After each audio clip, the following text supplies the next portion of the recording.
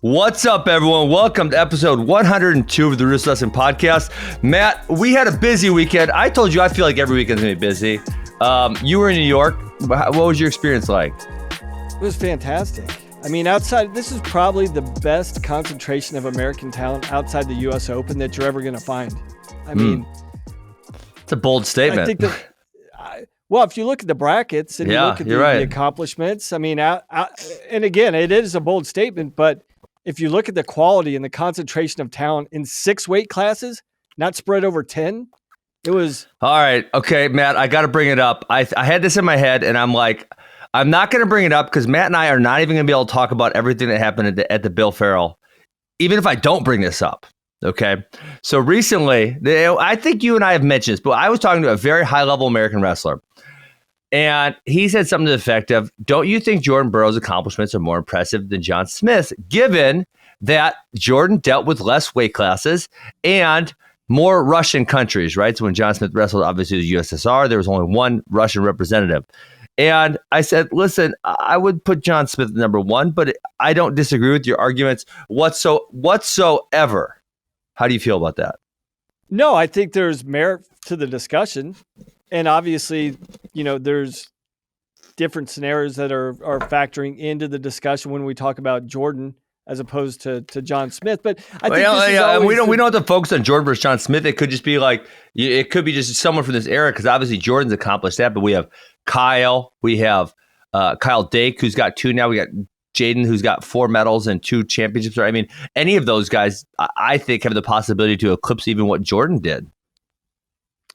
Yeah, and so I would probably say this is always a difficult conversation when you're comparing eras, because so difficult. There's too many variables. I mean, you could say, well, you know, John Smith only had to defeat the Soviet Union, but the infrastructure and the power that was, you know, infused into the Soviet system is now broken up. And so even though there's athletes competing for a number of different countries in former Soviet states, like, what kind of resources do these guys actually have? Oh, well, so I actually have an economic theory of, well, so obviously at the breakup of the USSR, there was a lot of poverty, et cetera, et cetera. So obviously there was a down period.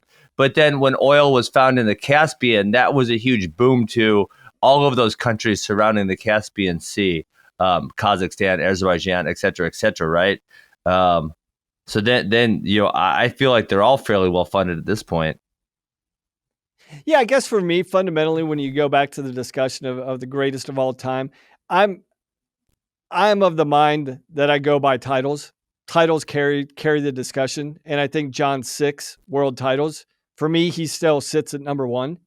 I know that there is evidence and an argument for the guys of this era, specifically Jordan, because he's the closest one that's come to John. He's got 5 titles and a couple bronze medals. 2 Olympic appearances. Yeah. But I would still say John is the number 1 of all time. Sure. I agree. Just because I would say, I know a lot of people would say, well, Bruce Baumgartner's got 15 medals. Mm-hmm. But I would still say John Smith's the greatest because he has 6 titles. In a row. Yes. Okay. So I think that discussion plays into what you're talking about, because I feel as though, if these, right, so at John Smith era, there was 10 weights. If you spread the talent at the NYC or the Bill Farrell, out over 10 weights, I don't think it looks the same. But then when you look at like 57, 65, 74, and you see that all these guys are really jammed into those weights, that makes it look like, oh my God, these brackets are completely freaking insane. We're having NCAA champions meet in the damn round of 16, for God's sakes. I mean, it's wild. Yeah, I mean, if you look at Gross's path to the title, he beat NCAA champs back to back to back. 3 in a row. In a row. Yeah, that was wild. I think that's a great statement, but we got to dig in. Then you can kind of dig into that and say, well, okay, these guys were NCAA champs, so obviously collegiately they were the best in the country. But what have these guys done on the international level to warrant, you know, to really measure what Seth Gross did this weekend? Yeah. I think he wrestled amazing. I think it was fantastic. But really, when you look globally, not just domestically, I think this is a global discussion, right? Sure. Where does this place Seth Gross now in the global discussion, in the international discussion? Well, I think you could have that discussion even among Americans, because obviously in this bracket there it was stacked with talent, but you have, what you would say, you could argue the two best, right? Dayton Fix and Thomas Gilman, the last two representatives from America, were not in this bracket. And I, if you want to argue that Spencer Lee's number 3, then I'm not going to be all that upset with you. I'm going to say, well, let's see what happens next month. But if you want to argue he's number 3, that's fine. I think you have to put Spencer Lee in the discussion. Why? Because he's got 3 world titles. Seth's path. Seth beats Suriano and Tomasello. So did Spencer Lee, or so has. Right. I mean, I was not in freestyle, but he has beat them. So yeah, I mean, to your point. Seth looked great. I think, when you look at the Suriano win, obviously that came down to the buzzer. But Suriano, he looked, besides that match, do you see what he did in Nishan Garrett in the 3rd place match? And then he's beaten a previous world medalist in Joe Colon. So when you look at his other results, you're thinking, oh my, this guy's really, really good. I mean, he could go and cause people problems at the world level. Absolutely. For sure. I mean, I think he looked better. I mean, just watching him and just looking at what he's going to bring to Folkstyle moving forward, I thought he looked even better offensively. I think he was opening up a lot more. Except the Seth Gross match. Yeah. I mean, Seth is just so hard to score on that even, Suriano was in on numerous attacks, and, Gross was encouraging Suriano to be on attacks. And even the last score came off of Nick Suriano's attack. I mean, well, it's almost like Seth ran into Suriano. Yes, it's like, yes. I'm going to force you to grab my leg. Yes. Just to create some action. That's exactly what happened, because he knew. I mean, and then if you go look at, Garrett Suriano. I mean, Nick Suriano, I'm going to say this. He has the best reattacks in the country. The best reattacks. And that's like, Seth knows he's smart. He knows he's probably got a better chance of Nick attacking him than Seth attacking and then having to get hit with one of Nick Suriano's reattacks. Nick Suriano's reattacks are literally the best in the country. There's just no doubt about it in my mind. Better than Jordan Burroughs? That's a big statement. Oh, better. Oh, damn it. Man, you just had to do that to me. Better than Jordan Burroughs. He's still in college, so you could say he's got the best reattacks in college, and I would probably agree with that. Okay, I'm going to go with that. I'm going to go with that to be safe. But Burroughs didn't have great reattacks earlier in his career. Those came on later, in my opinion. Let's get back to this 57 discussion. I think this bracket was so stacked. Obviously, all of the 61s came down. A lot of these guys, Zane, Corey Clark, Deshaun Garrett, a lot of these guys wrestled up at 61 kg last year. Obviously, Seth Gross. And so not only you look at Seth's path, but you look at, for me, it wasn't, and I was scared in that first match because he did not look good in that first match. Obviously, first time he's made 57 in God knows how long. But his last 2 matches against Darren Cruz and Nathan Tomasello, if that Seth Gross shows up, he could make the team for sure, because that Seth Gross whooped those guys' butt. I mean, neither one of those matches was competitive in the least. It was wild for me. Yeah, I mean, I think I was cautiously optimistic about what we would get out of Gross. I wasn't sure, just because literally, when is the last time he's been down this low? I mean, people tend to forget at a certain point he was a 141 pounder in college, and now he's wrestling 57 kg. Yes, crazy. The question in the ability wasn't a factor. I'm like, I know just from a talent perspective, he can compete with all the guys, but can he do it at 57 kilograms? Yes. Day of weigh-in. And I think what he showed the country, if you're going to knock him off, you better knock him off early, because once this guy gets more time, not more matches, but more time to recover and get his body, hydrated and get the proper fuel. Yeah. In, holy heck. By the end of the day, it was a foregone conclusion what the outcome was going to be. Yeah, I totally agree. You know what's funny for me? The first time I made 74 kg, I wrestled really well my first 2 matches. I even beat Joe Heskett in the first period. Remember, this is the old 3-period system. And I came out to that second period and I fell apart. And I fell apart the rest of the day. And so, like, for Seth to get stronger, I was kind of like, oh wow, that's really weird that happened. And then when the other person I look in this bracket, who Matt, I was on the way to texting you. My fingers were moving. What the hell happened to this guy? He got so good. And that's Zane Richards. He killed Frank Pirelli, who's been very competitive at the senior level. He beats Sean Garrett, looks really good doing it. He was, what was he up, 5-0, 6-0 on Nathan Tomasello? Yes. And he almost threw him out of bounds, too. So that would have been like 8 or 9-0. You remember that? He bombed him, but it was out of bounds. Yeah. And then Tomasello, just wears him out. And then on the backside, he got hammered 10-0 by Nick Suriano. So, that was a guy who, that was kind of tale of 2 days, because the first part of the day, I'm like, oh my God, what happened to Zane Richards? He looks amazing. And then the day, I'm like, wow, what happened to the first half of the day for Zane Richards? I mean, wow. I've never seen that version of Zane Richards. This guy looked like he's can push guys. I'm not going to anoint him. I wouldn't say he's a top tier guy yet based upon the second half of his day. But the first half, you definitely had to stand up and take notice that this guy can compete.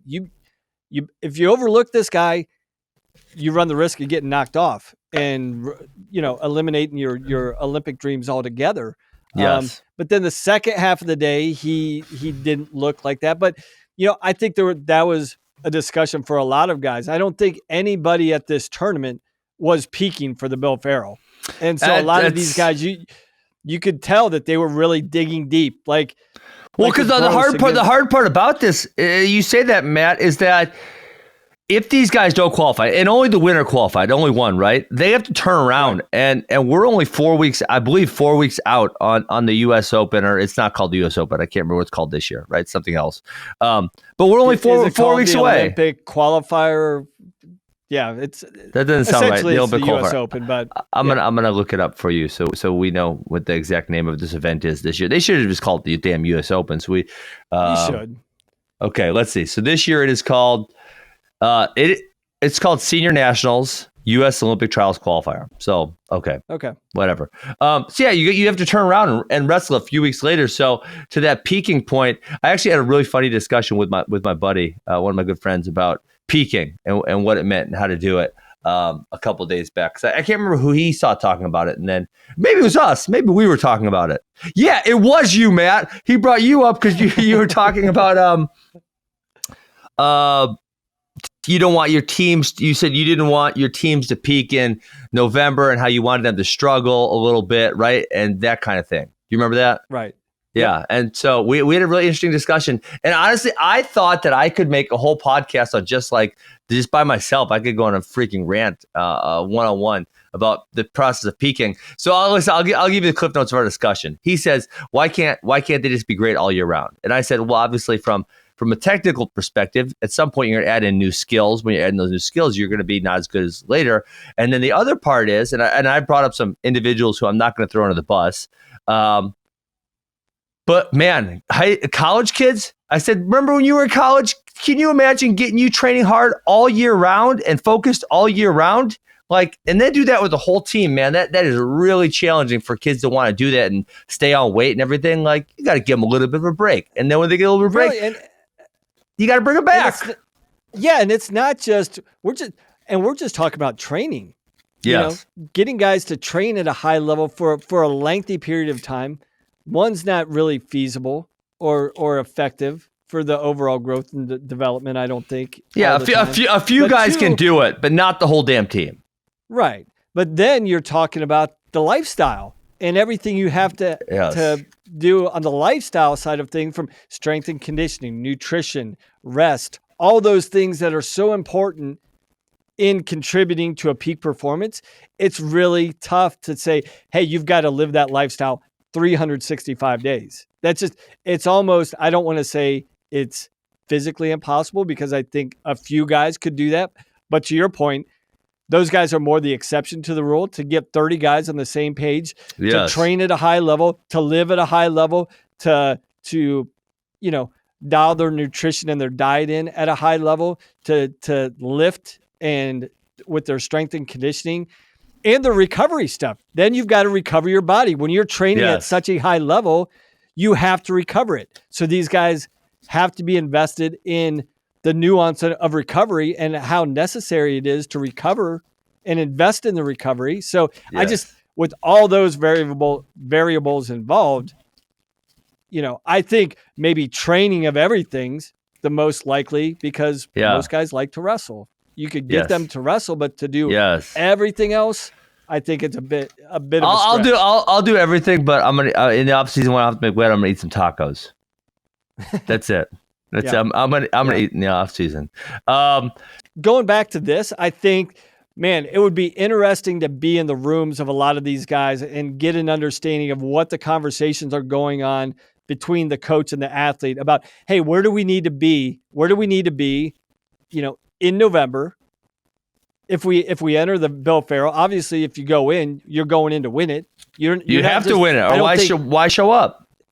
Why show up? I think maybe there's a couple guys that said, okay, I'm going to use this. I'm going to use the Bill Farrell as a springboard into the U.S. Nationals. So they probably thought, if I win Bill Farrell, bonus. If not, it's going to prepare me for my peaking phase come December.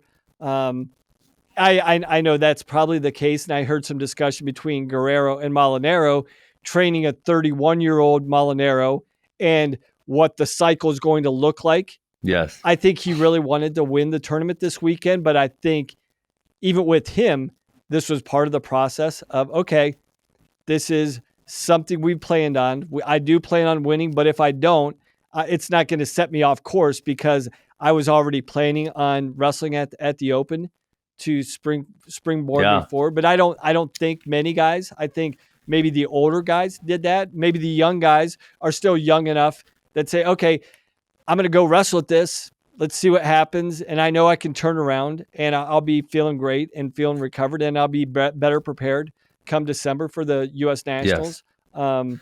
But yeah, it would just be interesting to see each individual plan for each one of these top guys, because I think it's all slightly different depending on their circumstance. Yeah. And so the tough part about this is that they have to, the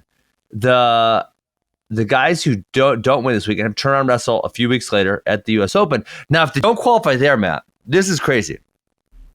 They have one more chance.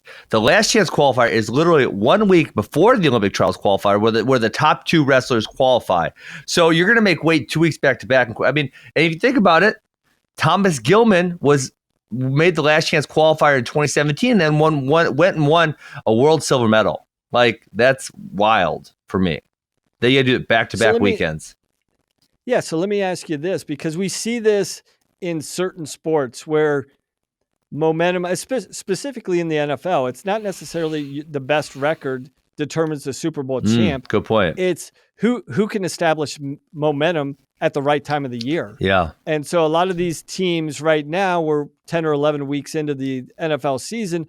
A lot of these teams are like, it doesn't matter if we're 6-5 or 5-5. We're finding our stride at the right time. Yes. Give me your thoughts about momentum. Well, and how that can carry through in wrestling at this level. Yeah, I mean, the other thing I think about, it's going to be tied into the point you just made, that I think is so crazy is, now we're looking back, like you say, Frank Molinaro, okay, that's a really good guy. He can challenge to make the team. Matt, Jaden Cox is the other one. If you had told me either of those guys, and I had inside knowledge on Jaden that I've been in the room with him, and I wrestled pretty much everyone else in the 2016 bracket at 86 kg. But they were both 9 seeds going into the Olympic trials in 2016. And if you would have told me, so if I could say Frank specifically, because I had inside information on Jaden, but if you had told me specifically that Frank Molinaro was going to make the team, come close to a medal, and then be competitive for the next quad, I would have told you were effing insane. And you had inside information on Frank, so you probably didn't feel that same way. But he was the 9 seed. He had never challenged to be on a team prior to that. And then all of a sudden comes out and beats the number 8, beats the number 1, beats the number 4, and then beats the number 2. Like, what in one day? Like, come on, man, that was insane. And so, like, I'm still wondering, like, going into 2017, it's like, I think I can isolate a few top choices at each weight class. But then when I remember back 2017 or 2016, it's like, am I going to be totally blown away by who actually makes the Olympic team this year? That's what I'm thinking about. Where would be for the most part, it's like, where is that dark horse coming from? What weight could this potentially Seriously come from? I think it could. 57 could be that weight. I wouldn't be surprised. But number 9, when you look at number 9, you're like, I mean, Matt, you don't see it because you knew Frank like I knew Jaden, so I don't see it when you say Jaden because I knew how good he was. And so we're both screwed here because we both know these guys. But from an outsider's perspective, when you said a number 9 guy who had never been close was going to win the Olympic team trials, dude, come on. That was crazy to think about. Totally crazy. Wow. And I think at most weights, that's going to be the case. Like, could we really see someone, out of nowhere when we have medal contenders 2 to 3 deep at multiple weights? Like, who's going to overcome, all 3 of those guys on a singular weekend? But yeah. Yeah, seriously. That's wild. Okay, let's go. We just keep getting off track. Okay, any other matches you want to talk about at 57? I think we hit on Zane Richards' run. And then end of run, Thomas L kind of ended that. We hit on Seth Gross. We hit on Nick Suriano. We didn't really talk about Nishan, which he lost to Suriano and Gross. I was excited to see him down here. I thought he looked pretty good in those matches. Just, I don't know, I guess I take that back. He didn't look good. Suriano kicked his butt. He did. And to add insult to injury, Suriano did it in Nishan Garrett's singlet. Oh, I saw that. And then Suriano kept bleeding on it. I think Nishan was getting annoyed about it. Yeah, it's like, dude, come on, seriously. Wait, I gave you my singlet. Now you're gonna wipe your face all over with your blood. You're naming like the best story of the day, which I totally forgot. Matt, Nick Suriano showed up to the effing Bill Farrell to try to qualify for the Olympics, and the man only brought one singlet. What and the it wasn't hell? even the right color singlet. It was a beat the street singlet. And it wasn't like even that. It wasn't even red or blue. He just showed up with an orange singlet. What's he doing? And rolled into the finals like, yeah, I'm just gonna rock this out. I'm just gonna wrestle this. It's like what was he doing? Old school. Oh God! In some of those old school tournaments when the guy would come in with like cut off jeans and a t-shirt. Yes. Like, yeah, man, let's go. I'm gonna wrestle. Which I God. thought was great. I thought it was the beauty of wrestling. Like, yeah, Wow. Don't you love the level of respect though? Like, I mean, I want to joke about it, but the beauty of wrestling is like there's such a healthy amount of respect. Like, I know I'm about to compete with you right now, but you don't have a singlet. Okay, here's my singlet. Let's go after it. And then you jump up to 65 in the finals, and you see Molinaro and Oliver, who just truly dislike each other. They hate each other. And I think it's good. They don't even make bones about it. They're like, nah, I hate your guts. Even if you beat me, I'm going to protest. I'm going to try and fight you or whatever. Yeah. I think there's beauty in that I love too. That they I'm not even going to pretend that I like you. Yes, I agree. I'm going to look at your face. I'm going to tell you I'm going to kill you. But I did love Nishan's act of sportsmanship, and I think there's a beauty in wrestling and all sports about that. It's like, hey, I'll help you out. We're still competitors. I respect you. I'll help you out. But yeah, that was amusing. I got a tweet about Nick Suriano showing up with only one singlet. That is just like, oh my God. It's so funny. And someone actually texted me, they told me I don't like Nick Suriano. And I'm like, that dude just makes me smile. I don't know what it is about him. I don't know that he means to make me smile, but he makes me smile. What kind of man shows up to the freaking Olympic trials qualifier with one singlet that's not even the right color? Oh my God. I love it. I mean, he's comfortable in his own skin. Wow. He's like, I get it. People like, oh, his persona, this or that. Like, that's who he is. I respect the guy. Like, he doesn't pretend to be something he's not. It's like, this is how I roll. You don't like it? I'm not going to lose sleep about it. He doesn't lose sleep. I love it. I love it so much. Yeah. Okay. All right, let's go to 65. One thing that I'm going to mention before, and you talked about the finals already, and there's not really, this bracket was not as exciting as the one below it or the one above it. What's interesting is that everyone at 61 pretty much went down, right? I don't notice any one of these names that was competitive that bumped up from 61. And then everyone at 70 went up. So 674 was jammed, 57 was jammed. They went diverging ways, which I found to be interesting that, none of the 61, pretty much none of the 61s went up and none of the 70s went down. I thought that was kind of fascinating to me. Well, I think it has to do, and there's got to be some contributable links to most guys anymore. There's not a huge amount of weight cutters in college anymore. Yeah. And I think this started 25 years ago with the OPC and the weight management system, certifying you having to certify weights. And I think gradually the culture of drastic weight cutting has changed in our country for the better, in my opinion. So when you're faced with the choice of moving up or moving down, a lot of these guys aren't accustomed to what it takes to adjust your weight and adjust your body type. Like Seth Gross. I mean, that was impressive for me. I'm like, how the investment in it wasn't about making the weight, what he had to do to adjust his body. And that just doesn't happen overnight. I mean, this is months of preparation. I mean, and you could when you look back at Gross, even several weeks ago, you could tell like he was engaged in this. He was actively shrinking his body, and most guys, they can't function with that. Most guys really have a difficult time. So the easier decision and probably the better decision physically is to move up. Yeah. Yeah. And that's what we saw at 70 kilograms. That's exactly what we saw. They all moved up. So you're left with 65 kilograms. And, one of the exciting things about 57 that we talked about is there was a lot of those matches that we'd never, ever seen before. And at 70, this one wasn't exciting to me, Matt, because we've pretty much seen all these matches. I mean, there's nothing that was all that shocking. Oliver beats Molinaro. They hate each other. Oliver gives him the throat slash.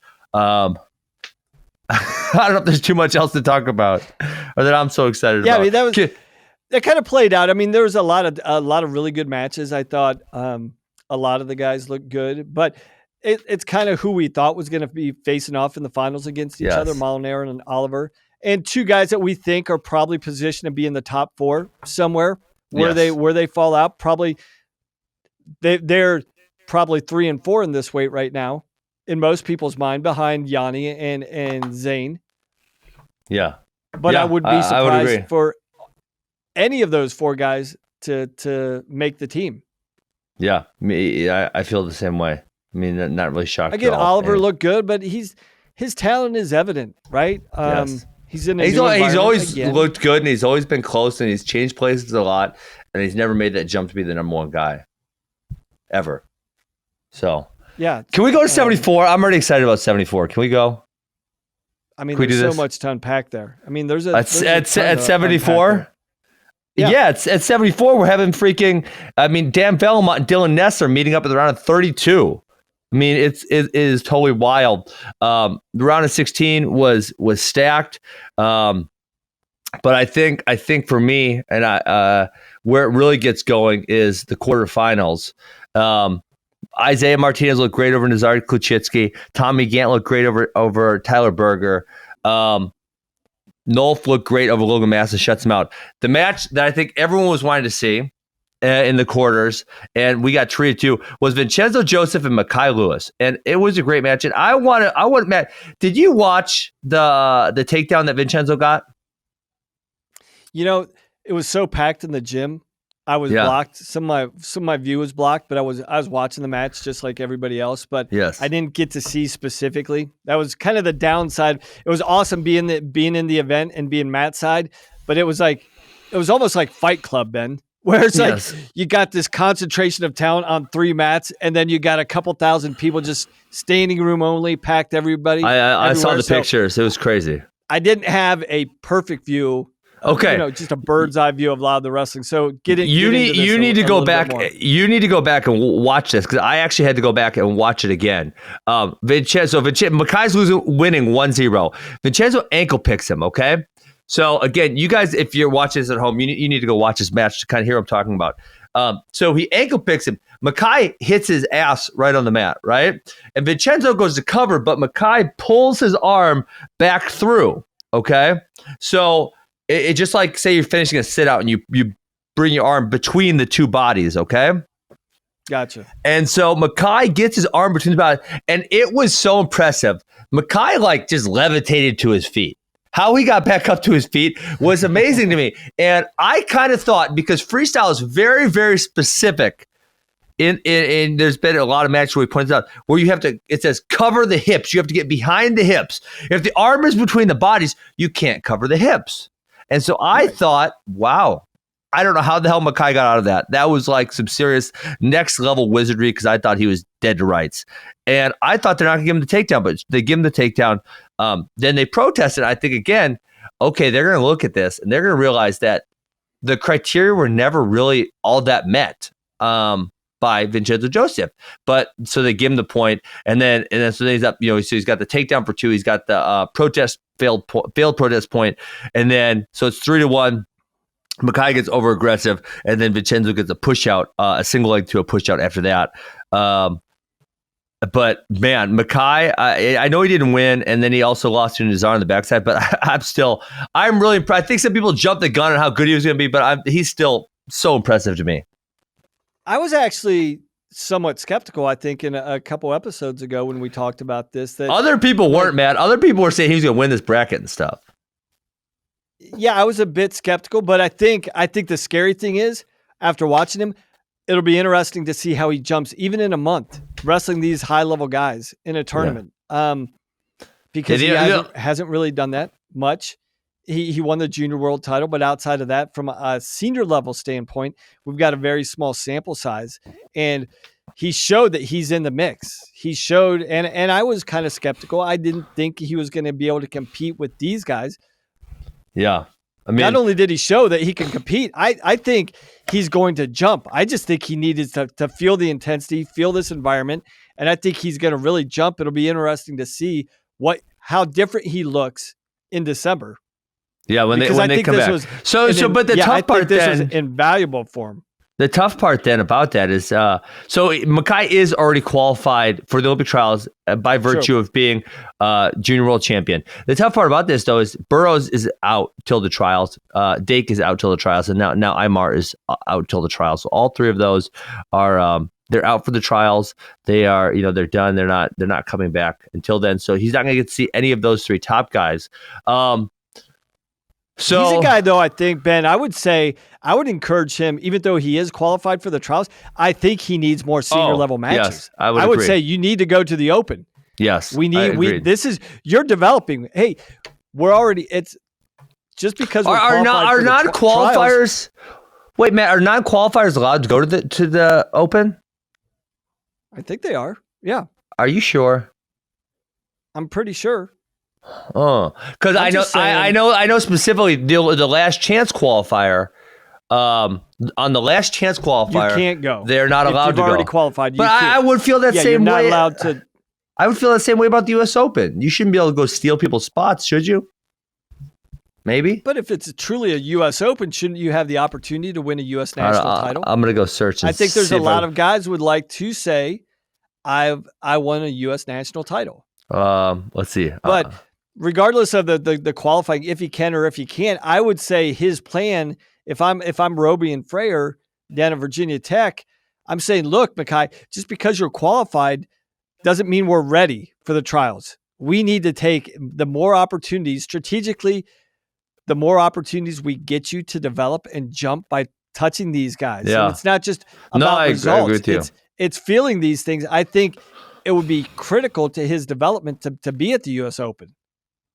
I agree with you 100%. It does not appear that there's anything that says if you're already qualified, you can't register. I'm not finding that anywhere. Yeah, I get on the last chance that you shouldn't be able to block someone. But either way, I mean, like Kyle Snyder took someone's opportunity away at the Bill Farrell. No, he didn't. Machiavello still qualified. He was the highest placing American. It was next best. Yeah. No, he's not the highest placing American that's not already qualified. Is that what it is? Yeah. So Machiavello qualified by making the finals. Because Kyle was already qualified. Right. Wow, interesting. Wow. Okay. I believe, I could be wrong, but I thought that was the case since Kyle was qualified, that Machiavello was the highest placing non-qualified athlete.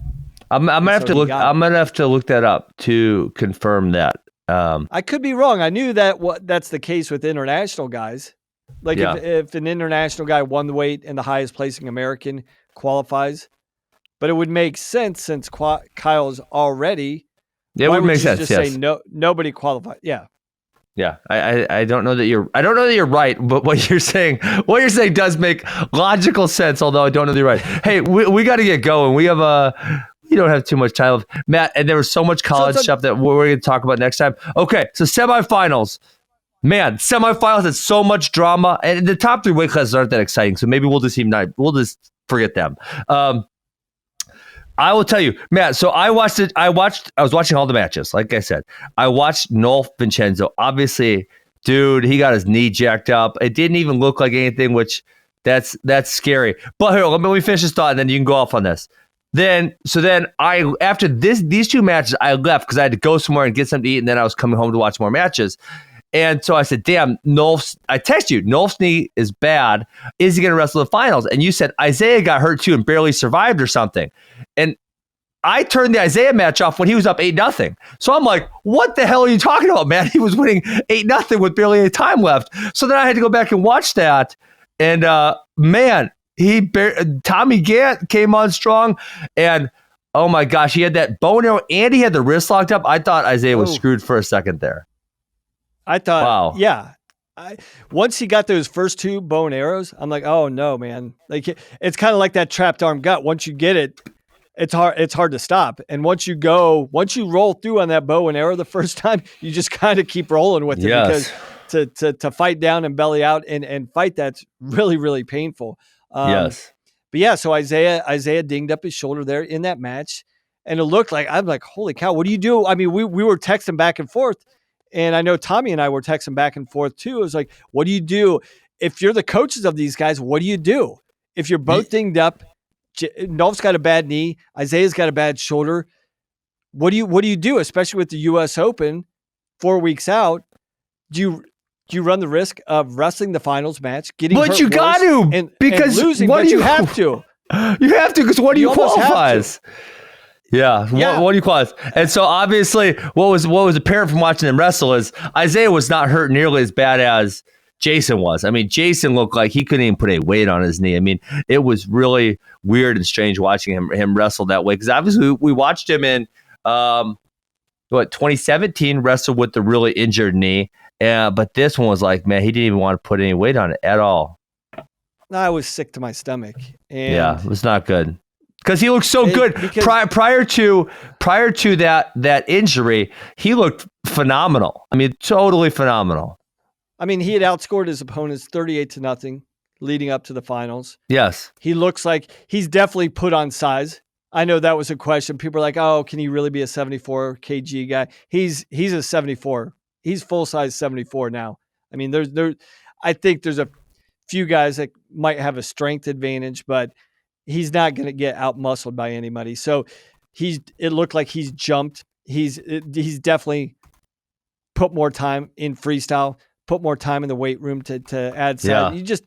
You get sick when you see something like that because I don't even want to guess because my guess says it was really bad because the way he hurt himself with the knee, typically those major injuries don't look like much in the moment. Yeah. But after the fact, they rear their head. And after the fact, I give the guy all the credit in the world going out there in the finals, but he shouldn't have. He shouldn't have because he couldn't have moved. Yeah.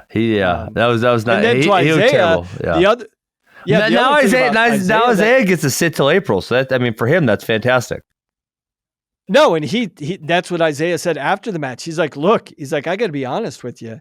He's like, I had a horrible weight cut. He's like, I had a horrible weight cut and it affected me all day. He's like, so thank goodness. He's like, now I don't have to worry about going through this in April. And now he's like, I've been through this cycle 2 years. I know exactly what I need. I don't need these competitions like we were talking about with Mekhi Lewis. He's like, I know I've been through this process. I know where I need to be. Now I can focus on the process as opposed to focusing on getting qualified. And he's like, now I can enjoy my holidays. I don't have to worry about Thanksgiving and Christmas competing at the Open. I can enjoy my holidays. I can enjoy my family, focus on my preparation. And he's like, and really focus on how I got to dial in my weight cut, because that one, he's like, I was lucky this didn't bite me in the butt, because I was feeling it bad the second half of the day. Yeah, that's good for him. I mean, awesome for him. Yeah, I was really impressed with Jason before the injury, and hopefully, I mean, if he's got an ACL, he's screwed because the trials are five months away. I mean, it's really not a good scenario. But the other thing I was just gonna bring up about that, I mean, how good he looked is like, dude, who takes Vincenzo Joseph down 3 times in a period? I mean, that just doesn't, I can't remember another match where Vincenzo was taken down 3 times. Am I missing? He hasn't been, correct? No, it's just the facts. He hasn't. Yeah. He hasn't been. Hasn't been. Okay. All right, Matt. Let's burn through these upper 3 weight classes because they weren't nearly as exciting as the low ones. So obviously, at 86, David Taylor, by being a previous world champion, is qualified. Pat Downey, by being the world team member, is qualified. I don't know that there's any other world champions or anything. This bracket is not as exciting because all of the 79s went down for the most part. Besides Alex Dieringer looked great. He did not look undersized. I thought he looked good all day. Looked really powerful in the finals, and so he'll be sitting now till the trials. And I see him as a front runner, as who's going to challenge David Taylor, without a doubt. There was some discussion around the arena that he actually might stay up at 86 beyond this year. He looks big, doesn't he? He looks huge. And he's like, I feel fantastic up here. I feel stronger. It's like everything. Yes. So that was the discussion. He may actually stay up beyond this year, which we'll see how it plays out. But yeah, he definitely looked like he's got to be one of the contenders. Yeah, I agree. Hey, so I forgot. I forgot that you obviously have Jaden, who is still undecided. He's in our 92 kilogram world champions. He would also be qualified for the world trials, although we do not know what weight he's going yet. So We'll see on that one. So we might have already three guys qualified at this weight class. Okay, not 92. I'm sorry, we skipped 92 because it's an Olympic weight, or not an Olympic weight. Kyle smashes everyone. Tech fall. Mike Malchiavello looks good. He qualifies for the trials. I don't think there was nothing that was all that exciting about this weight class. I don't know if you want to say anything else. Yeah, I mean, honestly, people were probably talking more about the singlet Kyle was wearing than his actual performance, which kind of is a reflection of what you just said about, the discussion we need to have. He looked fantastic. I thought his motion, he was fluid. He was obviously looked like he was trying to put into practice the things he'd been working on in the room, into competition. And I think this gave him a good opportunity, because typically this is one of the things we talked about after the match. He doesn't wrestle at this point in his career outside of Final X. Does he even have to wrestle domestically? So yes. I think this is an opportunity, and he knows when he goes internationally, it's all about winning. That's not a place like, hey, let me travel to Russia and see if I can work on some things in competition. Yes. That's not the right place and time. This was an opportunity that he was trying to incorporate some things he's been putting into practice in the room. Looked very comfortable doing it. Thought he looked fluid. Thought he looked explosive. His back arch looked better and much improved from what is the BTS, Beat the Streets. BTS, right? Yes. But yeah, I thought he looked good. I thought attacked to both legs, but yeah, not much to talk about. And same thing with heavyweight, right? I think it came down to those final 2 guys in the finals, Bradley versus Gable. It's kind of what was to be expected, in the outcome of that match at this point, for me, is to be expected.